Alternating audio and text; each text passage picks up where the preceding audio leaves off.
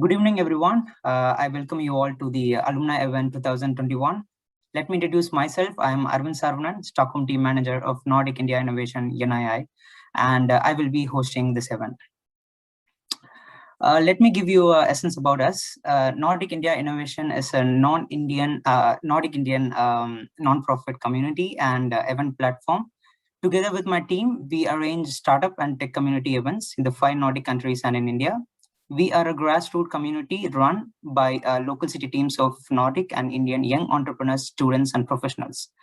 Our mission is to power the next generation of entrepreneurs and innovators, to inspire and to increase the accessibility for more innovators and entrepreneurs to collaborate and do business between the 6 countries. Sweden has been a hotspot for tech startups over the past 6 years. The number of Swedish startups has grown incredibly fast. Many of us know about the companies like Spotify or Skype, but this is only the tip of the iceberg. Sweden has been the Silicon Valley of Europe, a place where entrepreneurship is growing rapidly, a hotspot or technology startups.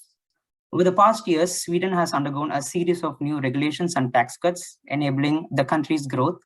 As a result, people in Sweden have taken the initiative to begin their own business without hesitating too much. On top of that, Sweden has made it easier for small companies to compete against large companies, giving startups a chance to replace established companies, making it harder for monopolies to dominate the market. The more difficult it is for the monopolies to take control, the larger the new startups will be.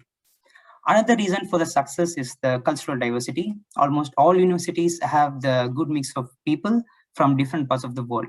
The diversity enables a more diverse exchange of ideas, leading to better solutions. Many universities aim to increase the number of international students. At the same time, universities are constantly supporting and pushing forward great ideas. The so-called business incubators are one way of getting business running. Because of Sweden's size, working with other startups and seeking for their advice is simultaneously tremendously beneficial for the newly born startups. This exchange of knowledge and ideas between entrepreneurs usually leads to an increased productivity among the startups. So to put everything in perspective, here are a few facts about emerging companies in Sweden. There are 5 unicorn startups based in Stockholm, in Sweden. Unicorn is a privately held startup company with a current valuation of $1 billion or more. Roughly around 8,000 startups are there in Stockholm. Nearly 52,000 employees are working. 5 out of 10 top fastest growing companies in Europe are from Stockholm. Spotify, Northvolt are few of the most popular startups. So now let me run through the agenda and our great speakers who are lined up for this event. The event is focused on startups, innovation, and support from an alumni perspective, and also as an beginner's guide for startups. The image for the speakers are collaged clockwise. First, Donnie Lygonis will talk about support that alumni get from startups. Then Sedhu Seveda Suvanam, an Indian alumnus, will share his experience on how to build your own startup, followed by Alexander Hedstrom, who will talk about the same topic but in a Swedish alumnus perspective. And finally, how KTH Alumni works as a network in India by Arun S. Venkatachalam.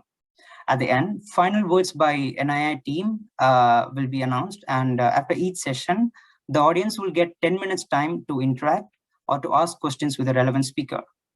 Please note that you can also write the questions in the chat box during the presentation. Now it's time to follow our agenda. Once again, thank you for all of you who are coming to this event. We are glad to announce that Donnie Lygonis, who is an innovation strategist and business coach at the Innovation Office at KTH Royal Institute of Technology, will speak about similarities and differences in the process for students, especially alumni and young professionals who want to start a company in Sweden when it comes to support from university or government. Over to you, Donnie. Thank you so much, and thank you for having me back to this network event. It feels like home. No, it's great to be here, and I know I have a very, very short time to speak. I only have 10 minutes and then a short Q&A, so I'll go over some basics, and I'll just want to open by saying, feel free to reach out to me on LinkedIn, with any questions or thoughts you might have, and we can, if there's anything that pops up after this session, I'm available and accessible. So, just reach out to me, LinkedIn, super easy, super accessible. Having that said, thank you for having me here, and just a brief overview of the KTH innovation infrastructure and KTH infrastructure, which also is similar to other universities, because just a very short background. What happened like 15 years ago, the government decided to start a national program to help universities spin out more ideas, create more ideas from the research being done. So then they started the Innovation Office program, which KTH Innovation had already been started then, because we were the forerunners in that discussion. But then officially we were started in 2007. I came in 2009. And from there on, we have built today an organization at KTH with 17 full-time staff that helps students, researchers, and employees move forward with their ideas. And it's a kind of a similar setup in the rest of Sweden as well. There's an innovation office connected to most universities, most bigger universities like Lund and Chalmers, and they have their own, also developing their own capabilities. Others pool together and divide resources. And as like in Stockholm, we are responsible also for helping the Stockholm School of Economics, Handels, with their validation efforts, and also have been a big part of helping Stockholm University and Mälardalen University. But they're getting on their own feet now as well. So the system as such of all of Sweden is getting a lot stronger, and most universities have access to innovation support. I'd say that KTH and Lund and Chalmers and Linköping are probably the ones that have come the furthest when it comes to the support. The support we give, as I said, we're 17 full-time staff. 9 of us are business coaches like myself with different specific areas. We're recruited to handle specific tech areas. So we have Simon in energy, Gustav in biotech, Daniel in medtech, Katarina in sustainability, etc., etc. Me, myself, I work mostly with internet, apps, games, rich media. I do a lot of machine learning, AI cases as well. We work with, and at KTH today, we get about between 350 and 400 new ideas sent to us every year by students, researchers, and employees. And we've gone to a lot of work to make sure that we've lowered the thresholds. There's no threshold at all if you are at KTH. Just send an email to innovation@kth.se and you get to meet a business coach. As long as your idea has got something to do with tech-enabled, and preferably something to do with what you're studying or doing research with as well, not necessarily, then you're okay to meet a business coach. And then we've built a process that gets you from idea to market. And that process itself is a very patient, and I'd say it's a very iterative process where we never take the role as experts. We never say, no, you can't get help, or we don't believe in this, because we have no idea if it's going to work or not. We're probably not the target group. Maybe it's 5 years to market. So we cannot say if it's going to work or not. So we take more or less everything in, and then we do market validation with consultants or ourselves to see if it's going to work or not. And then through the process, which can be everything from 6 to 60 months. My longest case was 4 years and 10 months to researchers that I helped. And then that was like from coffee with me. They've done research for 3 years, and then they came to me, and then we had coffee, and then I did work with them for almost 5 years, and then I put them in an incubator where they spent 2 years. So that's 7 years from coffee with Donnie to market, and that's what it takes. So we have a very patient process if you have deep tech ideas, and we also have quite a fast process if you have a more of a consumer tech faster idea. So we can adapt to the ideas, and during that process, we can use a number of validation efforts when it comes to using money, because we have Vinnova money, Vinnova being the Swedish Innovation Agency. And I'd say that their biggest one of the best things they've done was that when they started this Innovation Office program, they realized that we'll never have time to centrally decide on all of these small efforts, because we're talking about 30,000 kroners, 40,000 kroners, 50,000 kroners in market validation efforts. So they gave the money to the universities and said, you look after this and we'll check you every year that you're doing okay. Which means that we now do about 60 external efforts with consultants per year. So there's always ongoing projects. And as I said, we have a high deal flow. Every coach has between, I'd say, 30 or 40 cases per person that we look after at any given time. But since everybody we work with at KTH are part-time entrepreneurs and not full-time entrepreneurs, because they're studying and doing research at the same time, we can handle it. We'll build a system we'll build the infrastructure to handle high caseloads.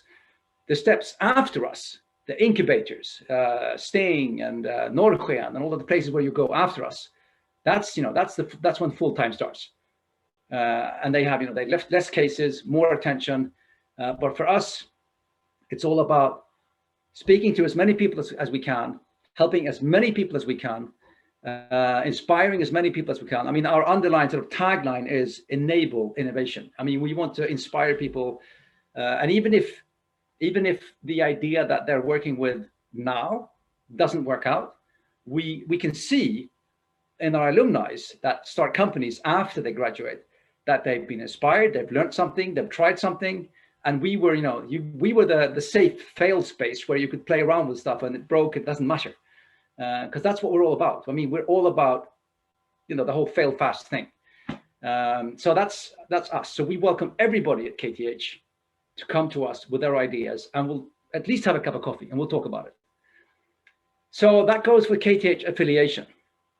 Then when it comes to alumni, it's a bit tricky because since we are funded by the government, half of our funding is from the government and half of our funding is from KTH.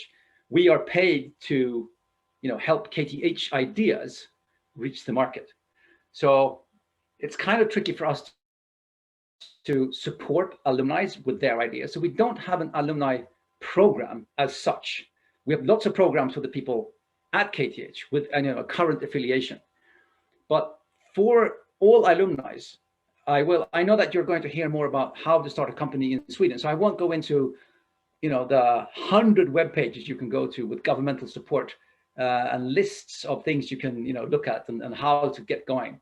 I won't go into that, but I will say, and I will actually actively reach out to our alumni who we love, by the way, and say, when we do our international travels, we do it digitally now, we might be traveling again in the future, then we will want to come to visit our alumni. We want to help, we always utilize our alumni when we go international. So stay in touch. That's number one. Stay in touch with KTH Innovation. Follow us on Facebook, connect with us on LinkedIn, join our events. Just stay in touch with KTH Innovation because we want to talk to you. Because in the second stage, we always have a number of potential startups that are looking for good people. And very often they're looking for people with market knowledge, market connections, whatever it could be. So my second tip is, of course, keep an eye open on kth.se/innovation for all of the job openings in the startups. Because even if you can't, or if you're not starting your own thing, you can always join one of the startups that is in the process as of now. And that way you can be a part of the support that we're doing. That's tip number 2. Tip number 3 is that we've just opened up last year now. We've started a big alumni mentorship program where we're reaching out to the alumni and asking for help with. We have an alumni program which is 6 months long. You meet a startup 4 or 5 times over 6 months, and you help them with industry knowledge, industry connections, any experience you have, any knowledge you have, any knowledge transfer to help good ideas reach the market and come to life and create positive impact. So please join the mentor network as well. Adding to that, we have a consultancy network. As I said, we do 60 consultancy gigs per year, and we're always looking for really good, sharp people to help us with market validation, tech validation, customer validation, any kind of thing, any validation that can help an idea understand will this work in this way or not? And at this time or not, because timing is crucial. So, please join our consultancy network if you want to do that as well. Another tip, if you're into tech and you like tech, join our innovation panel. It's a panel of thousands of people that have given us their emails and their interest, many alumni, and we do like 3 or 4 innovation panels per year. It looks like a market survey tool, but it's packaged around one of the tech cases where we ask you what your opinion is on this tech. And we're reaching out to people who are in the market, who are in the world, that can say to us, nah, we know what this would work, and over here where we work, it was going to looks like this, and da, da, da, da. We do that 3-4 times a year, and we're always looking for really, really good people who want to follow new tech coming out.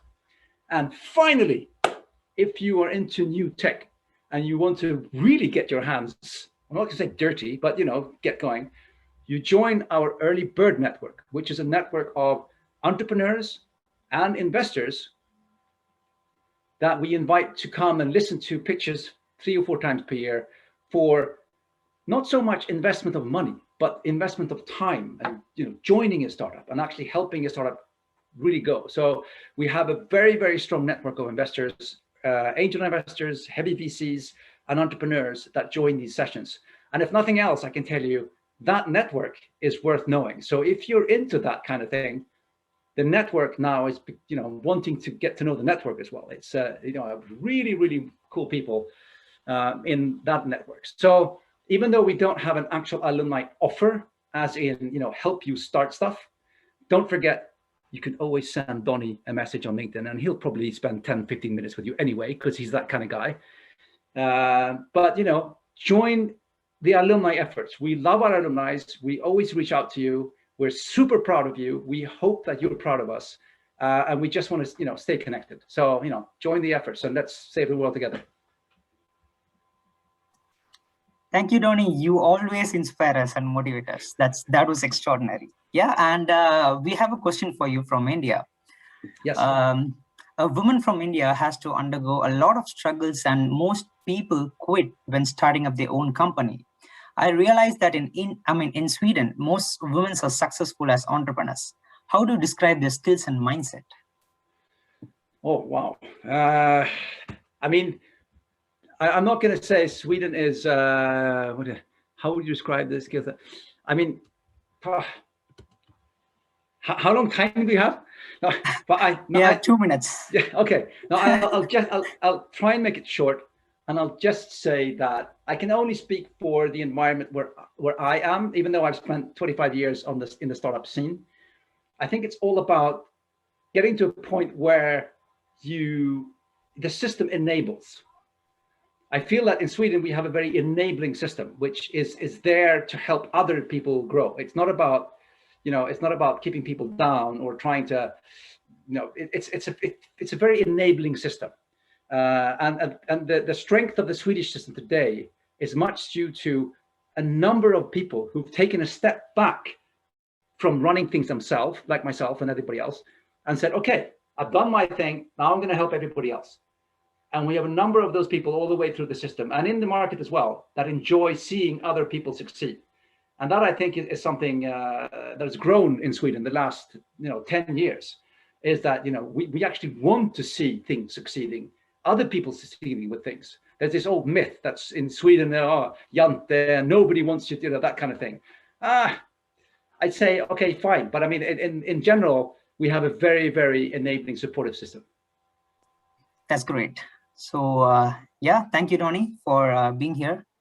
It was wonderful to. And just to Joel's question there, yes, I'd say that I said almost, Joel, all of our ideas have to reach an international market. Sweden is tiny. I mean, when I've been traveling India, I come to all of these cities, and I go to Chennai, and I go to Mumbai, and I go to Delhi, and that's like, so I'm in a city that's kind of bigger than Sweden. So I mean, it's tiny. We have to think internationally from day one in all of our ideas. And we're not saving Sweden, we're saving the world. Exactly, true. Yeah. Okay, thank you. Thank you, Donnie, for being here.